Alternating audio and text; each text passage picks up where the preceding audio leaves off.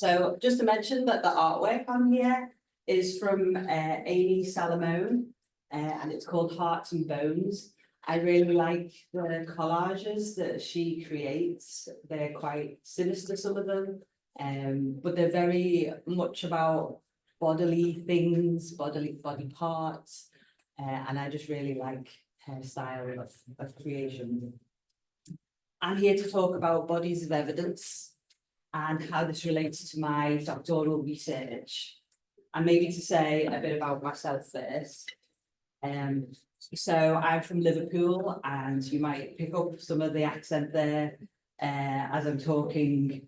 Usually when I'm nervous, it gets quite more formal, whereas when I relax, you'll notice more of the Scouse accent come out.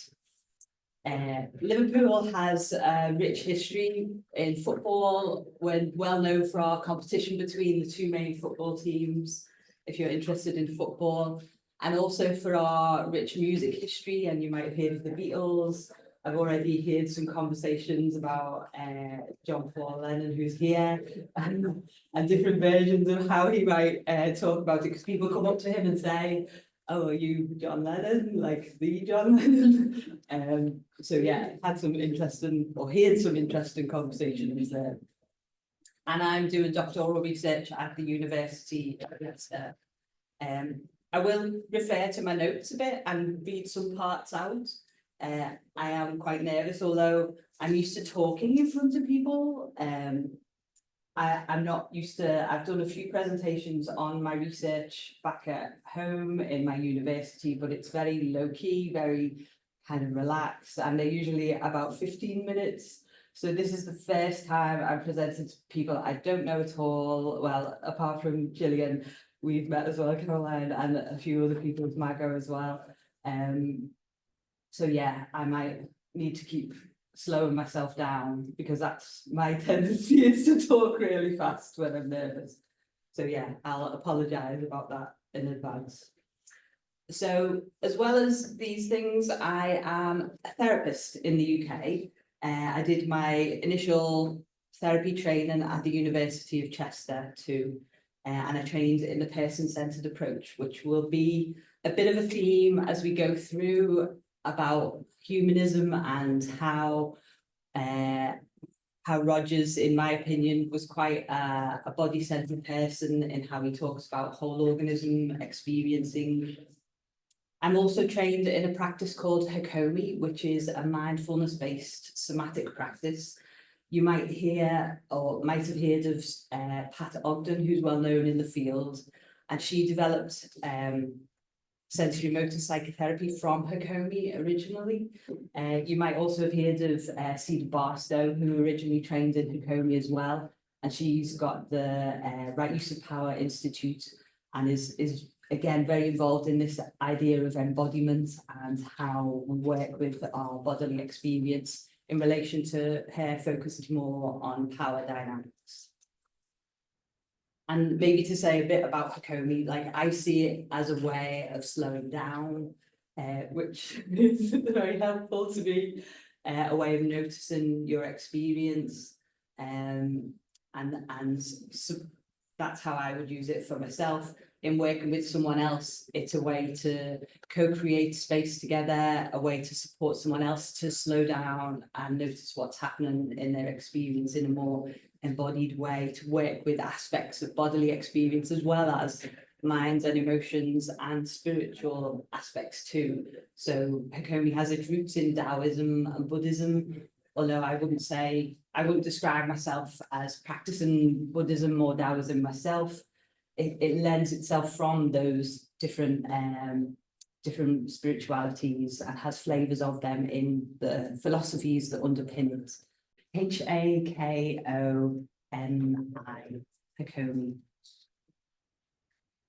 I'm also a Hakomi teacher, so it's something that I've been really interested in for a long time, and I support groups. It's interesting for me because some of my background is in teaching, so I've gone from a more didactic style of teaching in the way that this is set up really, to a more experiential way of teaching and how we teach Hakomi. And there'll be flavours of that through today, but just by nature of what we're doing here, it's a bit less of that. So maybe to say as well a bit about my science background. So when I initially left school and did A-levels, I did an undergrad in biomedical science. So I've always had this real interest in biology. I love understanding how our bodies work. I went on and did a PVC and taught biology for a while. And I think for me, my journey through my career of being a teacher, I worked in then higher education in a faculty of science. So there's always been this history of science for me in how I'm viewing the world. And I think then, because my work was in higher education was supporting students, I became more interested in psychology and understanding how do we bring these two worlds together, the science of understanding our biology and our neuroscience, as well as these other aspects, psychology and spirituality. So I feel like I'm straddling some different worlds in what I bring to my research with that background. Okay, and one of the significant discoveries I've made in doing my research is just how much research feels like an approach to life in how I'm working with clients. It feels like we go on this journey of discovery together. I feel like the person-centered approach really lends itself to that kind of how do we come together, co-create space together and learn about what's happening in your experience, that phenomenological approach, if you like. So yeah, I feel like my approach as a therapist, a Hakomi practitioner and teacher overlaps with my approach as a researcher. So what I'm going to talk about today is really about some of the philosophical ideas that inform both my research, my approach as a practitioner and a teacher. I'm talking about some ideas around bodies, as well as my research and the implications that I see that are relevant for practitioners and for researchers as well. But I'd like to start by reading a poem. I think this helps me ground as much as I hope it's a nice experience for you. And it feels like a really relevant poem to what I'm going to be talking about today. So the poem is called My Heart and Brain Divorced, and it's by John Riddell. My brain and heart divorced a decade ago over who's to blame about how big of a mess I have become. Eventually, they couldn't be in the same room with each other. Now my head and heart share custody of me. I stay with my brain during the week, and my heart gets me on weekends. They never speak to one another. Instead, they give me the same notes to pass to each other every week. And their notes they send to one another always say the same thing. This is your fault. On Sundays, my heart complains about how my head has let me down in the past. And on Wednesday, my head lists all of the times my heart has screwed things up for me in the future. They blame each other for the state of my life. There's been a lot of yelling and crying. So lately, I've been spending a lot of time with my gut, who serves as my unofficial therapist. Most nights, I sneak out of the window in my ribcage and slide down my spine and collapse on my gut's plush leather chair that's always open for me. And I just sit, sit, sit until the sun comes up. Last evening, my gut asked me if I was having a hard time being caught between my heart and my head. I nodded, I said, I didn't know if I could live with either of them anymore. My heart is always sad about something that happened yesterday, while my head is always worried about something that may happen tomorrow. I lamented, my gut squeezed my hand. I just can't live with my mistakes of the past or my anxiety about the future. I sighed. My gut smiled and said, in that case, you should go and stay with your lungs for a while. I was confused. The look on my face gave it away. If you are exhausted about your heart's obsession with the fixed past and your mind's focus on the uncertain future, your lungs are the perfect place for you. There is no yesterday in your lungs. There is no tomorrow there either. There is only now. There is only inhale. There is only exhale. There is only this moment. There is only breath. And in that breath, you can rest while your heart and head work out their relationship. This morning, while my brain was busy reading tea leaves, and while my heart was staring at old photographs, I packed a little bag and walked to the door of my lungs. Before I could even knock, she opened the door with a smile, and as a gust of air embraced me, she said, "What took you so long?"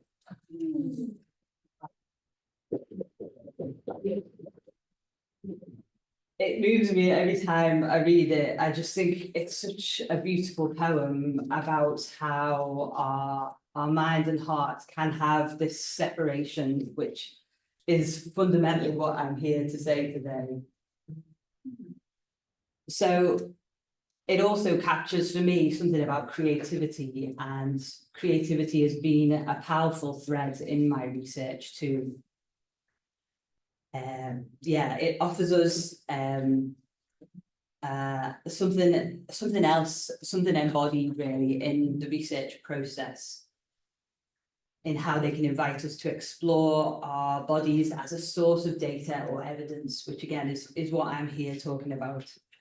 And I think this quote too seems to capture something for me of how I often feel about my background of straddling these different worlds, as of science, of art, of social science, bringing them together. So I'd like to invite you into my process today as I talk about my research and some of my ideas. And I really welcome feedback on this. So I've mentioned I've presented a bit at my own university, but not to people who really, like, there's so much expertise in this room from your lived experience, from your professional experiences, that I really welcome your feedback. And as such, I've designed it so that there will be a pause partway through for people to maybe notice what's happening in their experience, and if they want to share. And again, at the end, I'm hoping I'll be able to time it right so that there's time at the end if people want to share too. So thinking about bodies, I'm often struck by how much of our language is really filled with bodily metaphors. You see some examples on the screen here, things like I'm keeping them at arm's length, off the top of my head, would you give me a hand? Our language is so infused with bodily references. And what interests me about this is that despite our seeming attention to bodies, and thinking about in the UK, we have a National Health Service, which means people get free healthcare. Many of us in the West are disconnected from our body selves, and it seems part of our culture in education. So my time working in schools, it was very much about how can we retain or listen knowledge in our minds and then regurgitate that onto a piece of paper and then through an exam. Very little seems to be about our bodily intelligence, our bodily experience. I see it in therapy culture as well, that says if we can control our thoughts, then we can manage our emotional experience. And that focus on mind and emotions, particularly how I've seen it in the UK, feels like an imbalance really of how can we bring these other aspects of experience of energy, of spirit or soul, if people have ideas of that, of bodily experience, of internal parts, all aspects of experience. How do we bring that together? Because it does seem so counterculture. In education, we see it as the privileging of written and spoken language as well. There seems to be a tendency in particular types of research in seeing only specific types of randomized controlled trials that are focused on the numbers. And I'll mention that a couple of times today. And I'm not saying that the numbers aren't important. I can really see, I went to Jill's talk yesterday, I can really see there is a place for having that numerical data that supports that there are a lot of people having close experiences. And also, there needs to be more of this type of research as well that really captures people's embodied experience. So making this maybe more personal, then what's your relationship like with your body self? And this cartoon highlights for me the challenge that I see in relationships with our body selves, and something of the culture and how we believe that if we can master our minds, that we can then master everything else. And my experience is really in my own lived experience and in the clients that I work with and in the teaching work that I do, is that it's just not that simple. I really like this cartoon as well. The caption with the cartoon says, "Once again, I've become overly conscious over the fact that I'm really just a brain with tendrils controlling a meat mecca." So there's an invitation here for you to think about your body selves. How do you view yourself? And perhaps if this idea rings true for you, do you see your feet as who you are? Or do you see it as a brain up here that controls your feet? I'm just going to have a sip of water. I can feel my mouth getting really dry.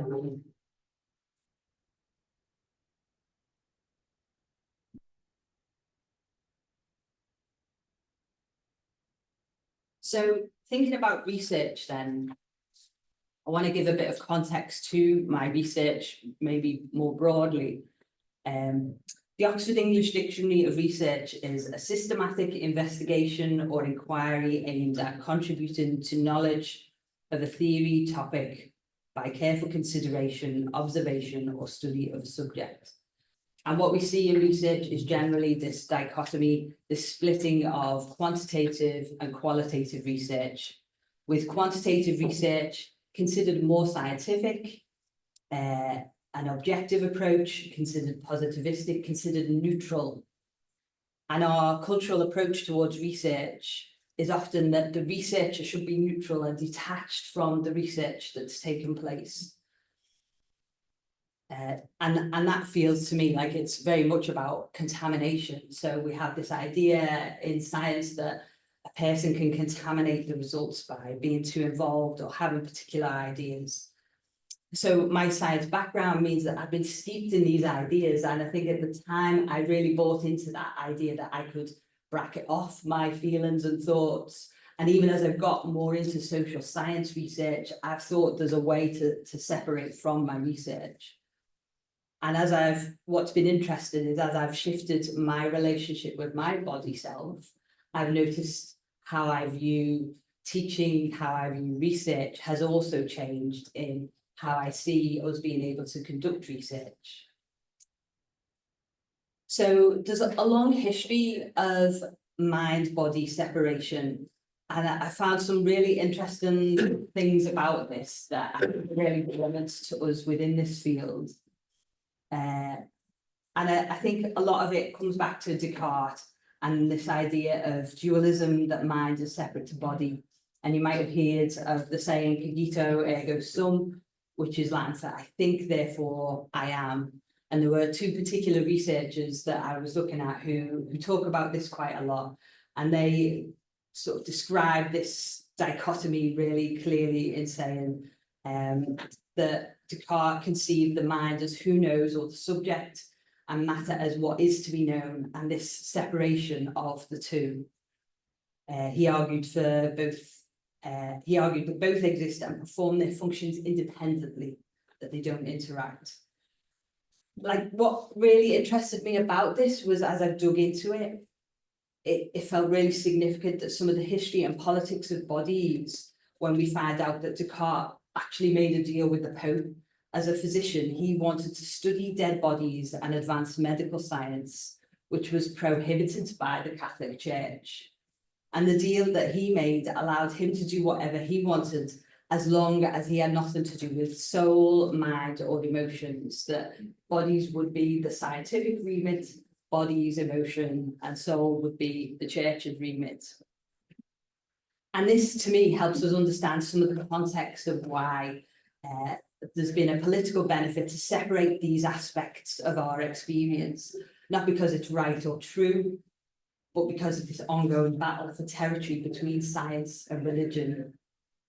And then, given my interest in bodies from my history of training in biology and teaching biology a longer time ago, as well as my current interest in working with bodies in therapeutic practice, I've been really interested in this shift in my perception of learning and education, where I've gone from this really scientific idea of I talk at the front, I teach people, they absorb this information. And gradually over time, that shifted to helping people to develop their skills and being a more like practical kind of way of teaching, to this idea of experiential learning that feels much more person-centered, this idea from Carl Rogers. He did a lot about education and working in a person-centered way. And that for me was very experiential. Encounter groups and things like that are very experiential, supporting people to notice what's happening in themselves and share. And in a very similar way, Hakomi teaching is very much about not talking at the front unless there's obviously questions coming up from students, but it's very much about let's get in there, let's do some practices together, let's notice what's happening in our experience and support that, study that slowing down so that we can notice what's happening. What's interesting for me then is this interweaving of these different areas of interest: religion, spirituality, science, and neuroscience. In Hakomi, we talk a lot about the neuroscience, things like polyvagal theory, that help us understand why our embodied experience is so important. Art and creative expression and embodiment, I'll come on to them more as well as I go along. But it feels like, you know, when I look at an organisation like ICSA, I see these things really sort of showing up in things like the Phoenix Project, which is all about people's creations that have related to their experiences of being in a cult. I see it in the different work that people are putting forward. I'd like to see more of it as well, the more embodied aspects.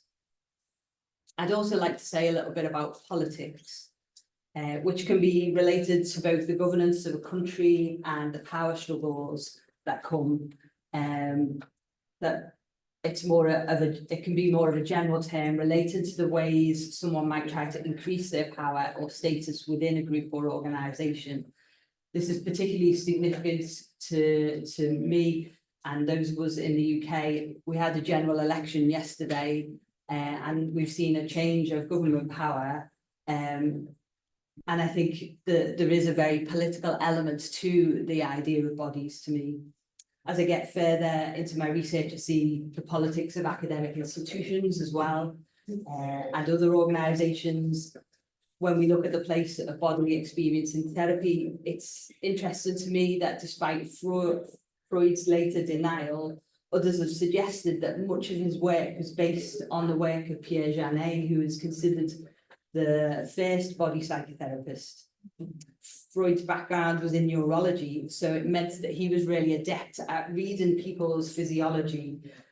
So it just strikes me as so interesting, those initial images you see of Freud where he wouldn't even be looking at a body.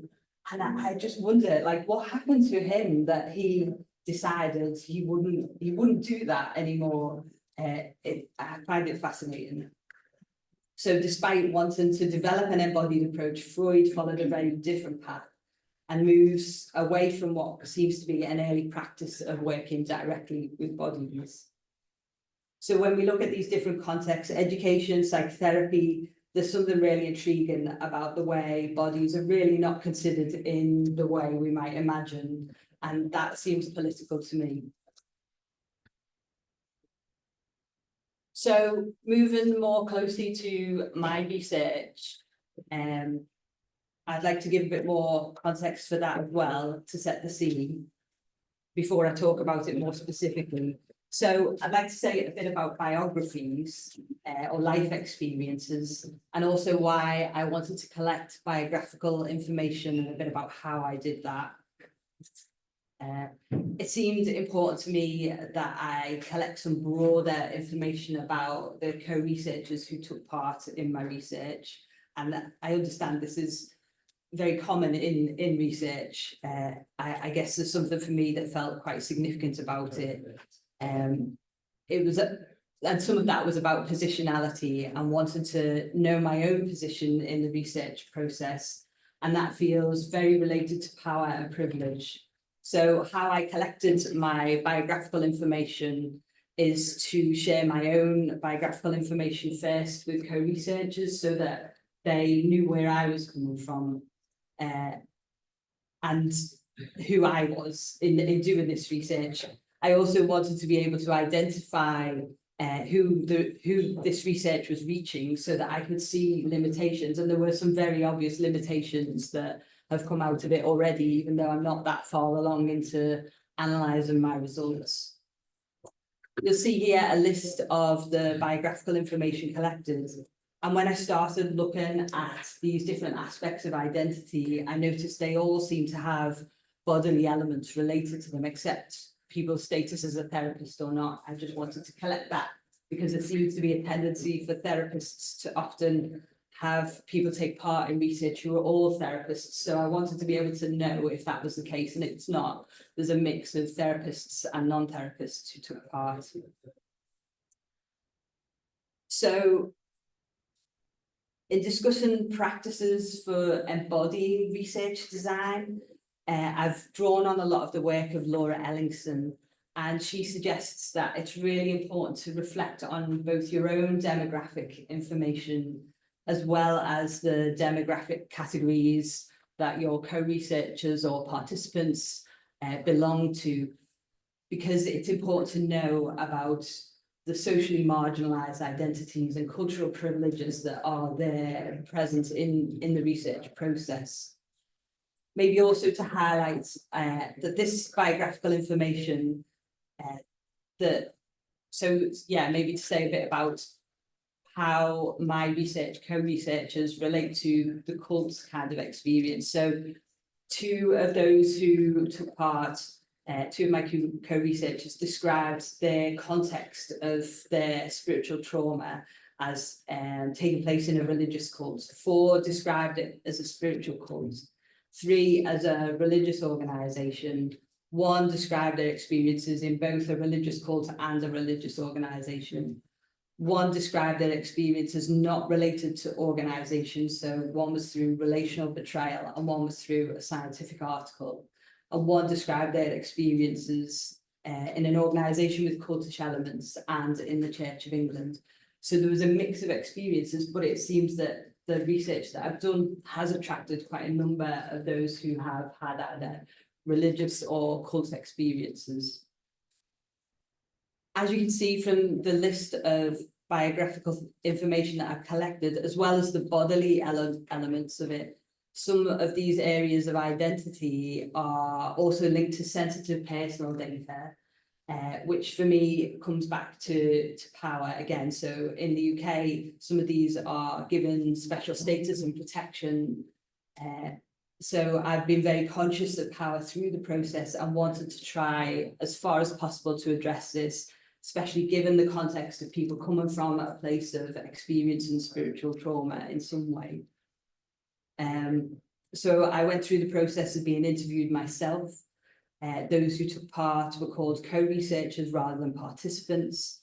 And there's a person called Naveen Sultan who describes that as distinguishing perspective that views, and it's a distinguishing perspective that views and treats participants not as passive subjects of research, but as active co-researchers and partners in an exploratory process of inquiry marked by genuineness and intersubjectivity. And for me, that really was how I wanted to do the research, in partnership with people rather than doing it to them. One of the principles underpinning the process has been non-violence. And this is one of the 5 principles of Hakomi. And to me, this means that everything is an invitation, that non-violent way of working. So co-research was really encouraged to check how it felt for them in how we were working, sharing what they felt comfortable to share and wanted to share, feeling free to say no to particular questions if they wanted to. My self-disclosure was part of that, letting co-researchers know that I'm an insider researcher, that and these feel like acknowledgements of the importance of power in research where power has been part of the trauma that people have experienced. So coming specifically then to my research, this is the question that I am asking with my research. So I'm exploring the bodily experience of those recovering from spiritual trauma through one-to-one, standardized, open-ended interviews using embodied heuristic analysis. And for me, that is a really important part of the process. This particular research approach is very much about having a question yourself that you're asking of yourself, but then inviting other people to also answer that same question. So co-researchers are invited to make something that express their bodily experience of recovery from spiritual trauma. And this is where the creative aspects came in. So they were then invited to attend an in-person interview, which I video recorded rather than just audio recording it, because I wanted to capture what was happening in our shared bodily experience as well. I participated in the research, and altogether there were 12 interviews, and I'm moving into data analysis now, transcribing and analysing the data. I've drawn from Ellingston's work, as I've mentioned, on embodied research and Mustaka's heuristic inquiry. Ellingston's work is not a methodology in itself, it's more a way of asking questions and inviting you to consider how might you bring more of bodily experience into a research process, both in initially contacting people, in reflecting on your bodily experience, in how you might design interviews and that sort of thing. So I knew I really wanted to consider bodily experience, and I was really excited when I found her work, because I wasn't finding other people who were saying the same kinds of things, although now I've found a few more authors who talk about that. I came across Mustaka's work on heuristic research, and it was interesting. Like, I'd spent quite a lot of time, I've done some interpretive phenomenological analysis in the past in research. So I knew I wanted something phenomenological that explored people's experiences, but I knew that IPA wasn't the way I wanted to go. And so I was looking at different approaches and really frustrated that I couldn't find what I wanted to. And in the end, one of my supervisors said, well, tell me what it is that you want to do. So I described what I imagined the process was, and she was like, oh, that's heuristic inquiry, you need to read this book. So it was really interesting how that process unfolded of finding that as a research approach.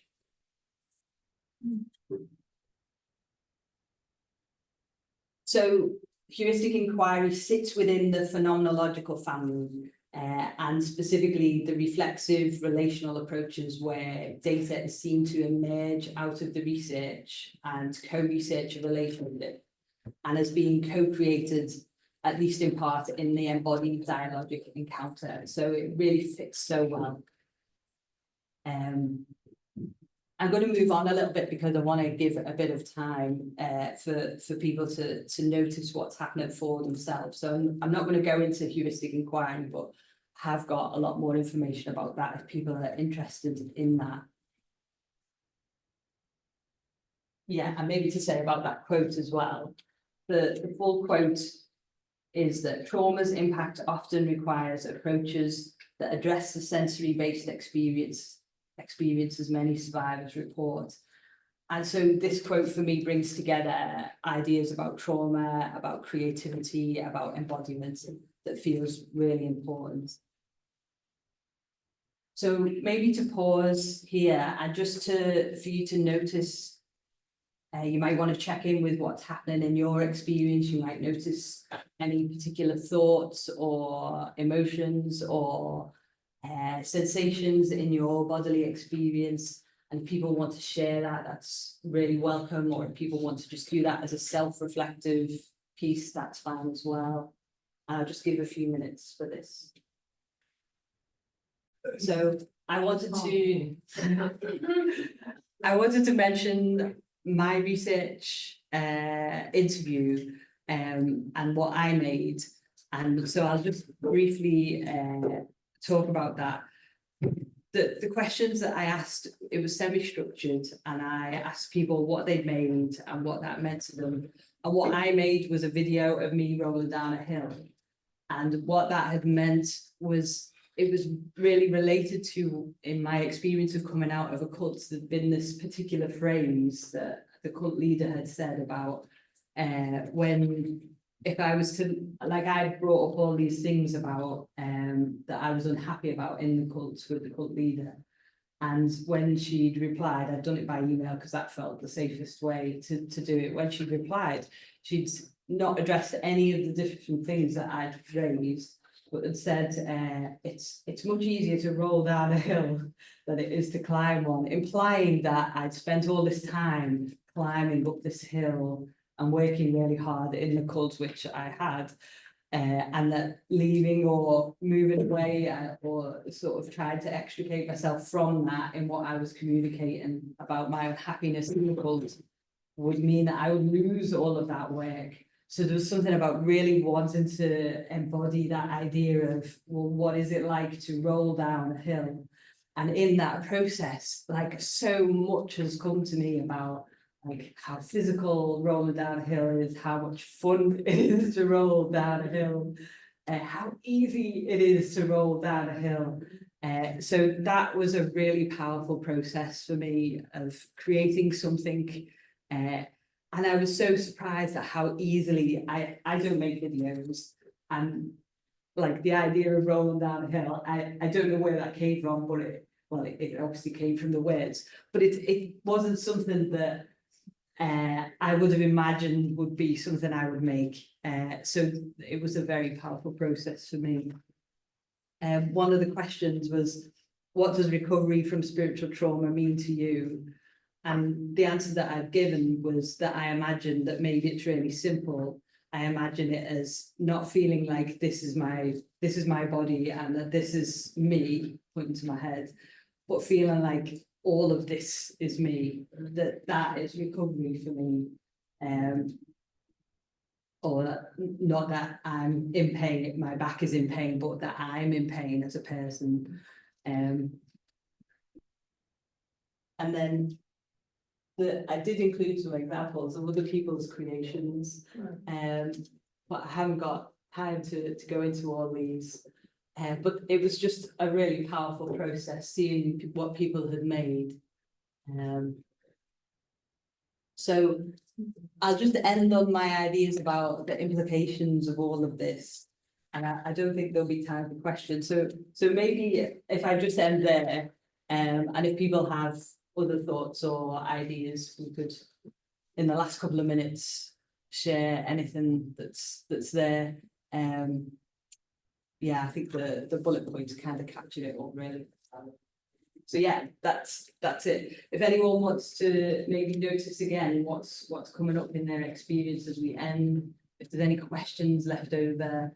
Sorry that I seem to front load all the talking. When I practiced it, it seemed to go a lot quicker. So I think I've rambled somewhere along the line and not realised. Yeah, thank you very much for the